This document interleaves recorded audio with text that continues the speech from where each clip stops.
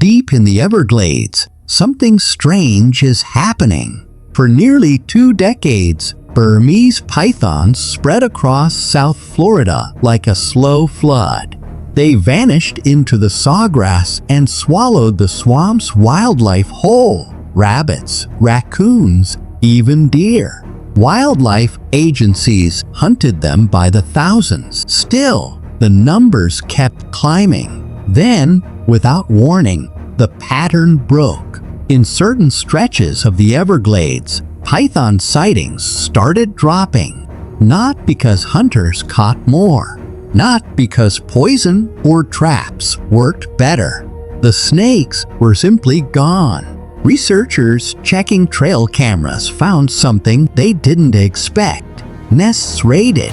Adult pythons found dead.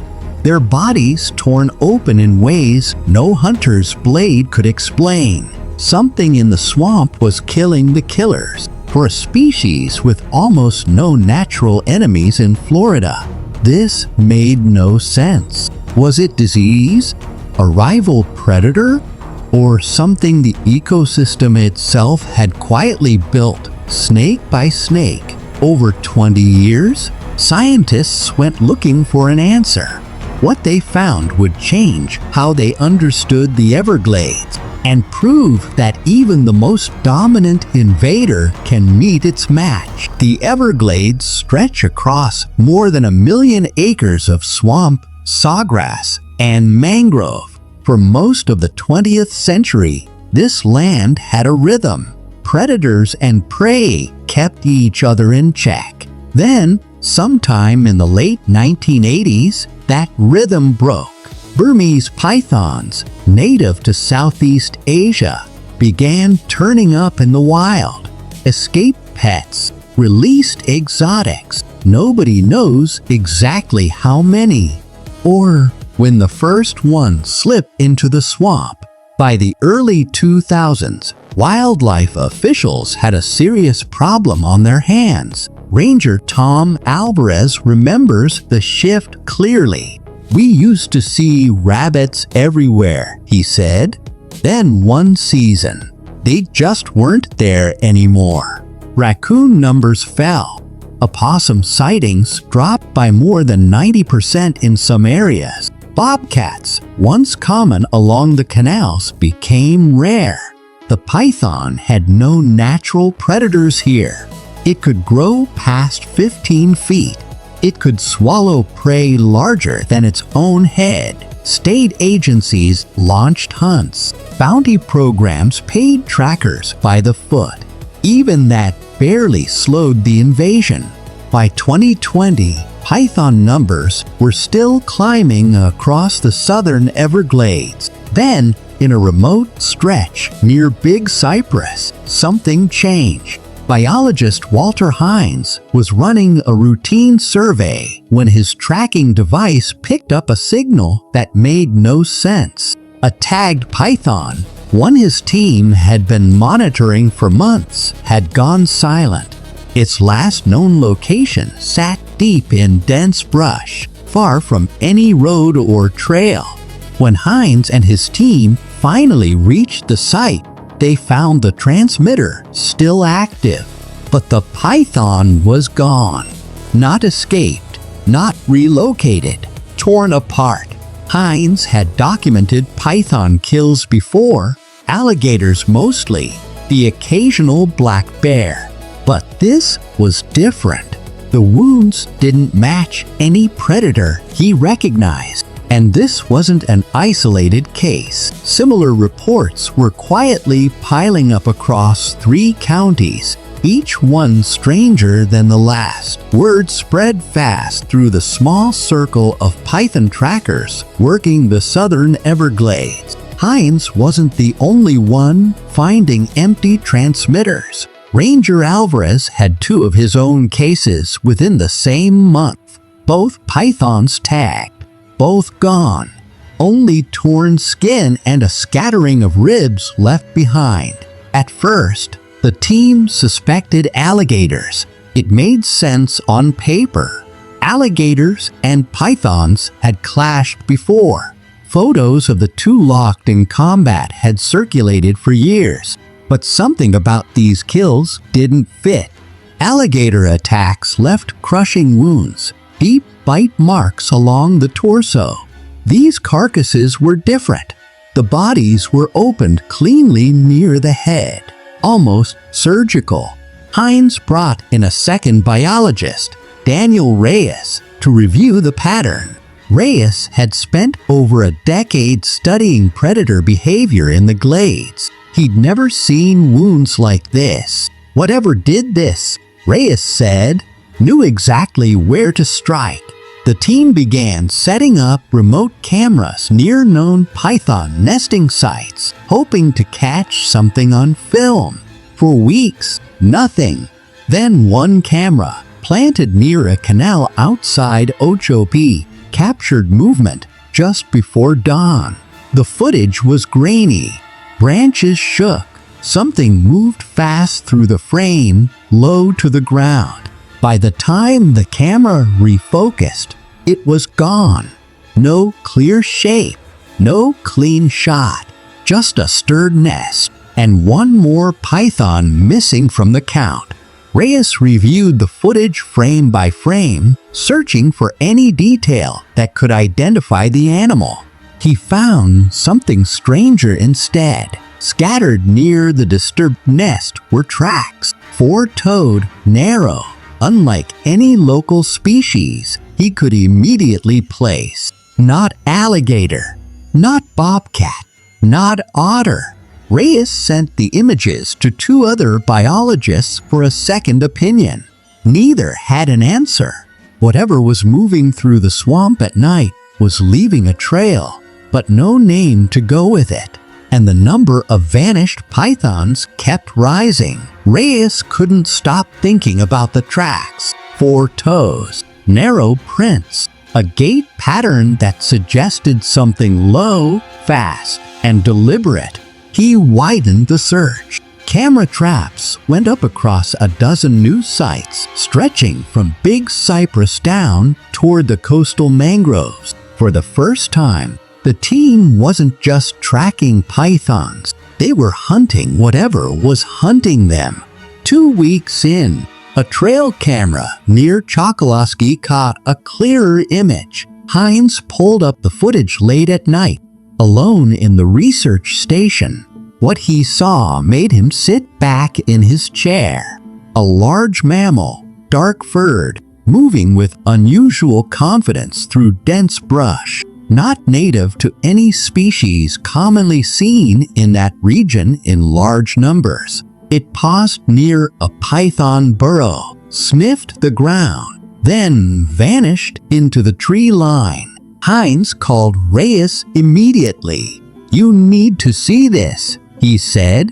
Now, Reyes drove out that same night. Together, they reviewed the clip more than a dozen times, freezing each frame, searching for anything that could confirm what they suspected. Neither wanted to say it out loud first, because if they were right, it meant something had entered the Everglades that nobody had accounted for. Something with the size, the instinct, and the appetite to hunt pythons on their own turf. The next morning, they brought the footage to the regional wildlife office. The reaction wasn't excitement. It was concern. One senior official reviewed the tape twice before speaking.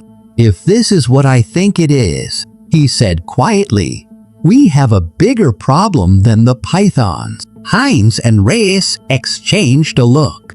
They had gone looking for an unexpected ally in the fight against the python invasion. Instead, they may have uncovered a second invasive predator, one large enough and successful enough to quietly reshape the entire ecosystem without anyone noticing. And nobody yet knew exactly what it was. The lab results came back 3 days later. Fur samples collected near the disturbed nests matched a species everyone in the room already knew: Florida black bear. For a moment, nobody spoke. Black bears had lived in the Everglades for generations, but their numbers had been small, scattered, mostly confined to the northern edges of the swamp. Nobody expected them to be hunting pythons. Bears weren't traditional predators of reptiles. Their diet leaned toward berries, insects, and carrion. But data from the camera traps told a different story. Reyes pulled satellite tracking records from a state bear conservation program running since 2015. The pattern was there, quiet and easy to miss until you knew what to look for. Bear territory had been slowly expanding southward for almost a decade. At the same time, python density in those same areas had started dropping. Reyes ran the numbers twice, certain he'd made an error. He hadn't. In zones where bear activity increased, python sightings fell by nearly 40% within 3 years. It wasn't a coincidence. It was a pattern hiding in plain sight. Bears, opportunistic and powerful, had learned to raid python nests. Eggs were an easy meal, defenseless, packed with protein, but it went further than the nest. Necropsy reports on several recovered python carcasses showed bite force consistent with an adult bear, strong enough to crush bone in a single strike. Somewhere along the way, the bears hadn't just found eggs. They'd started hunting adult pythons directly. Reyes sat back, stunned by the scale of what they were seeing. An invasive predator, one that had dominated the Everglades for 20 years, was quietly being pushed back by a native animal nobody had considered a threat. But one question remained, and it worried Hines more than anything else. If black bears had adapted to hunt pythons this efficiently, what else might change now that they'd tasted an easy new prey? That question kept Hines up at night. Bears hunting pythons was good news for the Everglades. Fewer invasive predators meant native species had a chance to recover. But an animal changing its behavior this fast raised a different concern. Bears were opportunists. If pythons became a reliable food source, bears might start venturing further from their traditional range, closer to farms, canals, and residential edges near the swamp. Wildlife officials began monitoring bear movement more closely, tracking not just where they hunted pythons, but where else that new confidence might lead them. Early signs were cautiously positive. Rabbit and opossum populations in bear-dense zones started climbing again for the first time in over a decade. Ranger Alvarez noticed it firsthand. "Last spring, I saw more rabbits in 1 week than I had in 5 years," he said. Reyes and Hines published their findings quietly at first, then watched the story spread through conservation circles nationwide. It became one of the clearest examples in decades of a native species adapting fast enough to challenge an invasive one without any human intervention. No poison, no bounty program, no introduced predator, just an animal that had lived in the Everglades all along, learning to exploit a new opportunity. Researchers are still tracking the long-term effects. Whether bear populations will grow enough to meaningfully control pythons across the entire region remains uncertain. But for the first time in 20 years, python numbers in parts of the southern Everglades are falling instead of rising. Nature, it turns out, doesn't always need a rescue plan. Sometimes it finds its own answer, quietly, in the dark, one hunt at a time. If you found this story as strange and fascinating as we did, subscribe for more real investigations into nature's hidden battles. There are more stories like this one waiting in the wild, and we're just getting started.